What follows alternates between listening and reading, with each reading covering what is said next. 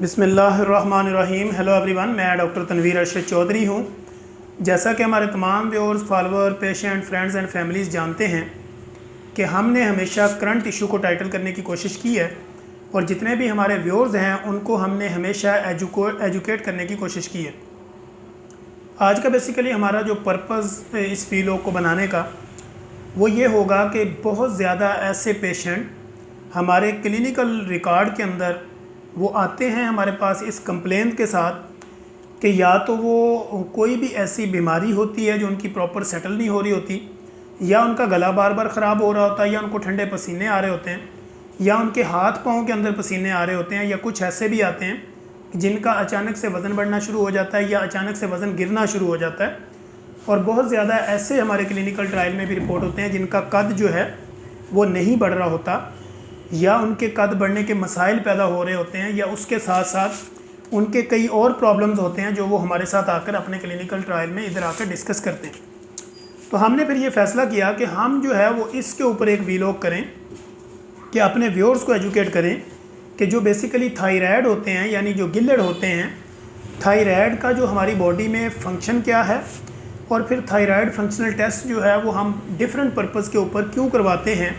और thyroid basically जो hormones हमारी बॉडी में बनता है उसका हमारी बॉडी में रोल क्या है, और अगर आपको हाइपोथायराइडिज्म हो या फिर आपको हाइपर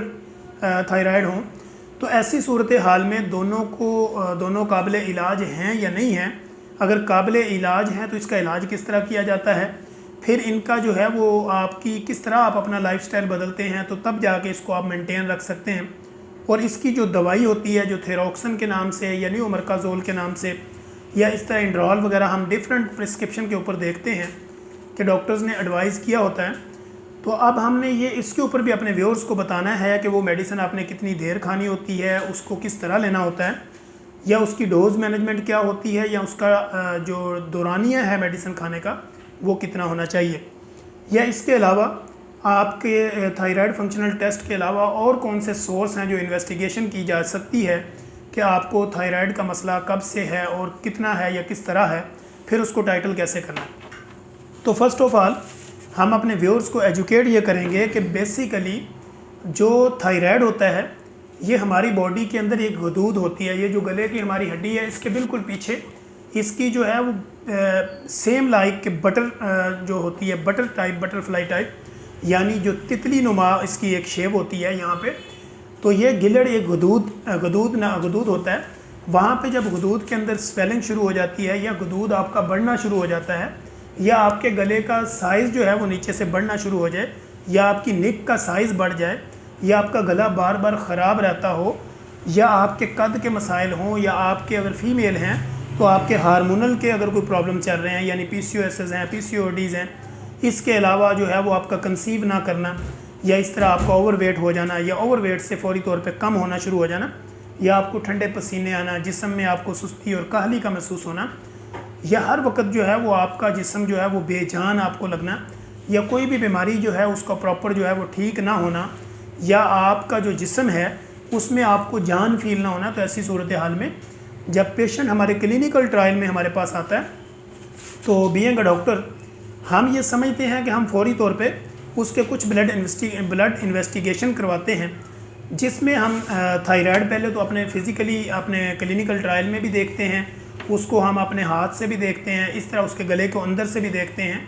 फिर इस तरह नोज़ की जो अंदरूनी हालत है वो भी देखते हैं, और गले का फिज़िकली मुआयना भी करते हैं। फिर उसके साथ जब हमें लग रहा होता है कि शायद इसमें कोई इशू है, सम कंडीशन में तो आपके ये जो गिल्लड़ हैं वाज़े नज़र आ रहे होते हैं, सम कंडीशन में ये नज़र नहीं आ रहे होते, लेकिन चूँकि आपकी गर्दन का साइज़ बढ़ जाता है, मोटा हो जाता है, या बार बार आपको रेशा बलगम रहता है, या आए दिन आपको खांसी वगैरह लगी रहती है, या इस तरह के और कोई बलोगत के मसाइल होते हैं, तो ऐसी सूरत हाल में फिर हम इसको इन्वेस्टिगेट करते हैं कि पता चले कि ये क्यों हो रहा है। अब सबसे पहले तो हम अपने व्यूअर्स को ये समझाएं कि बेसिकली जो थायराइड है ये बेसिकली एक गदूद है, और यहाँ से जो है वो थायरोक्सिन एक हार्मोन निकलता है जो हमारी बॉडी के डिफरेंट जो ऑर्गन हैं उसकी डिफरेंट जो कैटेगरीज़ है या उनकी जो वर्क क्वालिटीज़ है उनको ये हैंडल करता है। यानी इसको अगर ये कहा जाए कि थायरोक्सिन जो हार्मोन है वो आपकी बॉडी का ड्राइवर है, यानी आपकी बॉडी को चलाता है। जैसे कि हम खुराक खाते हैं उससे जो एनर्जी आती है उसको मेंटेन करना, इस तरह हमारी बॉडी के अंदर केमिकल जो रिएक्शंस होते हैं उनको मेंटेन करना। तो ये बेसिकली जो थायरोक्सिन हार्मोन है जो कि इस गदूद के साथ लिंक आउट होता है, तो ये हमारे गले के नीचे वाले ये जो हड्डी होती है इसके बिल्कुल बैक पे बटरफ्लाई नुमा शक्ल होती है इसकी, तो ये वहाँ पे मौजूद होता है और थायरोक्सिन जो है वो हमारी बॉडी में बन रहा होता है। अब इसकी दो कैटेगरीज होती हैं। फर्स्ट ये होती है कि अगर आपको हाइपर थायराइड हो जाए, यानी आपके जो है वो थायरोक्सिन के बनने की मकदार आपकी बॉडी में बढ़ जाए, तो उससे भी मसाइल होते हैं। इसी तरह जो है वो आपको अगर हाइपोथायराइड हो जाए, यानी आपकी बॉडी में थायरोक्सिन जो है वो हार्मोन जो है उसकी बनने की मकदार कम हो जाए, तो दोनों सूरत हाल में हमने देखा है कि जब हाइपो होता है तो उसमें ये अगर आप एयर कंडीशन रूम में भी हैं तब भी आप अपने आप को कंफर्टेबल फील नहीं कर रहे होते, और सम कंडीशन में जो है वो आप हर वक्त गर्मी बहुत ज़्यादा आपको लग रही होती है, सर्दी में बहुत ज़्यादा सर्दी लग रही होती है, जबकि आम नॉर्मल इंसानों को उतनी नहीं लग रही होती जितनी कि थायराइड वाले बंदों को महसूस होती है। अब 90% ये लोग जो थायराइड का जो इश्यूज़ होते हैं, 90% हमने देखा कि फ़ीमेल ज़्यादा सफ़र करती हैं, लेकिन 10% जो है वो मेल भी इसमें सफ़र करते हैं। फ़ीमेल इनफर्टिलिटी और मेल इनफर्टिलिटी में भी थायराइड का बहुत बड़ा रोल है। हाइपोथायराइडिज्म हो जाए या आपको हाइपर थायराइड अगर आपके हो जाएं, तो ऐसी दोनों सूरत हाल में आपको डिफरेंट जो कैटेगरीज होती हैं उसकी कॉम्प्लिकेशंस का आपको सामना करना पड़ता है। आपकी शुगर का कंट्रोल हो जाना, बीपी का कंट्रोल ना होना, गुर्दों के मसाइल, हार्ट डिजीज़, या इसके अलावा आपकी बॉडी के और जो हार्मोनल फंक्शन होते हैं वो काफ़ी हद तक डिस्टर्ब हो जाते हैं सिर्फ थायराइड की वजह से। इस तरह जब बच्चों के कद ना बढ़ रहे, उनको भूख ना लग रही हो, या वो अपने ब्रेन को प्रॉपर डेवलप ना कर रहे हों, या उनके और भी कोई क्रॉनिक मसाइल चल रहे हो, तो ऐसी सूरत हाल में डॉक्टर जो होते हैं वो फौरी तौर पे थायराइड फंक्शनल टेस्ट कराते हैं, जिसको TFTs भी कहा जाता है, यानी T3, T4, TSH। तो ये हम 2-3 टेस्ट करवाते हैं, उसमें हमें उसका पता चलता है कि ये बेसिकली हाइपरथायराइड है या फिर हाइपोथायराइड है। तो ऐसी सूरत हाल में फिर इसके अलावा अगर हमें लगे कि आपकी जो गर्दन है वहाँ का उसका साइज़ बढ़ गया है, मोटापा वहाँ पे आ गया है, या वहाँ पे सोजिश जो है वो वाज़े नज़र आ रही है, या गिल्लड़ वाज़े नज़र आ रहे हैं,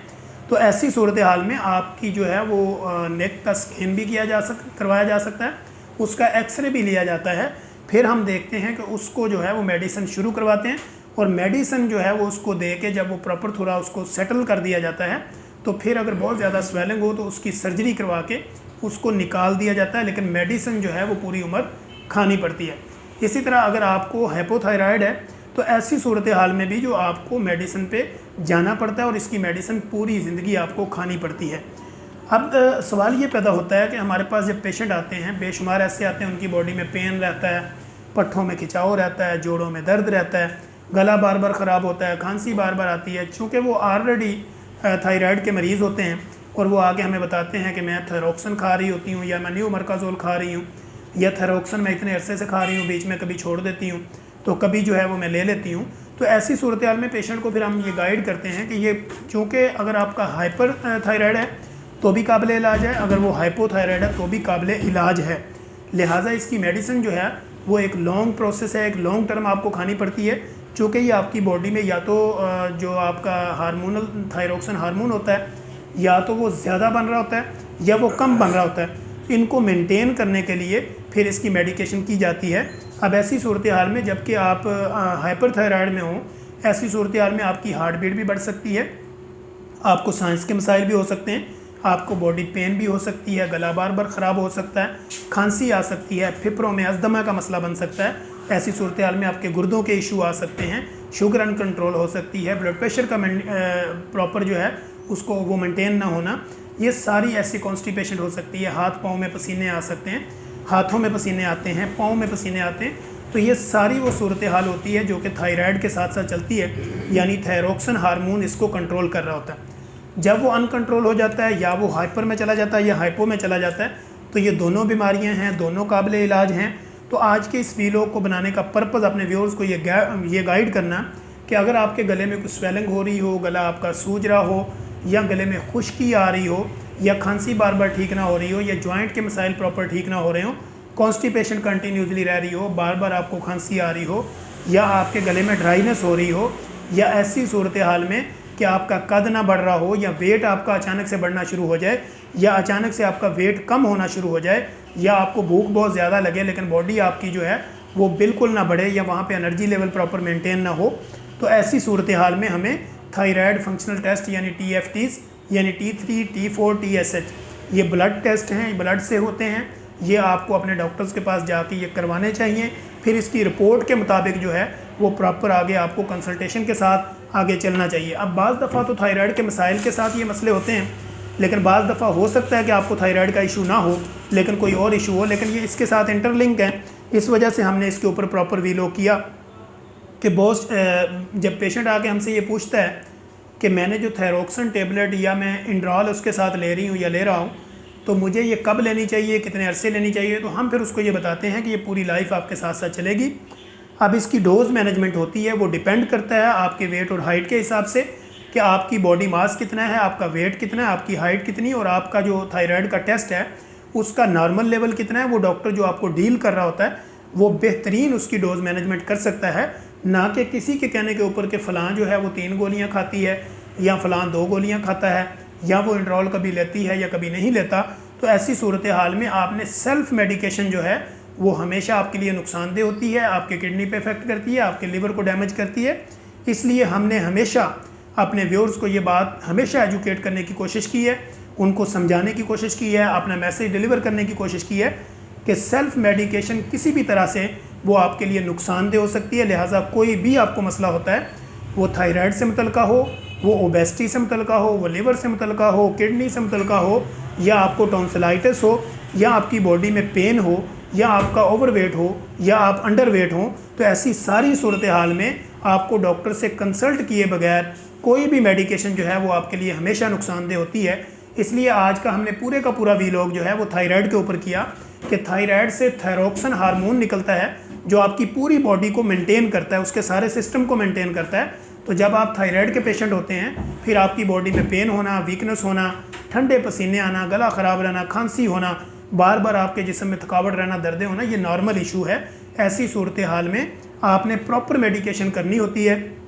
जो कि आप थायरोक्सिन की सूरत में लेते हैं, इंड्रॉल साथ अटैच करते हैं या फिर नियोमरकाजोल साथ ऐड करते हैं। तो ऐसी सूरत हाल में आपकी ये दोनों बीमारियां, वो हाइपर में हो या हाइपोथायराइड हो, ये दोनों की दोनों काबिल इलाज हैं। और इसके बारे में जब भी आपको कोई मसला हो तो फौरी तौर पे अपने प्रॉपर कंसल्टेंट के पास जाके कंसल्ट करें और अपनी मेडिकेशन करें ताकि आप इन मसले से निजात हासिल कर सकें। Thank you so much. हम इंशाल्लाह कोशिश करेंगे कि अपने नेक्स्ट एपिसोड के अंदर एक नई इन्फॉर्मेटिव वीडियो के साथ दोबारा हाज़िर होंगे। तब तक के लिए इजाज़त दीजिए। अल्लाह हाफिज़।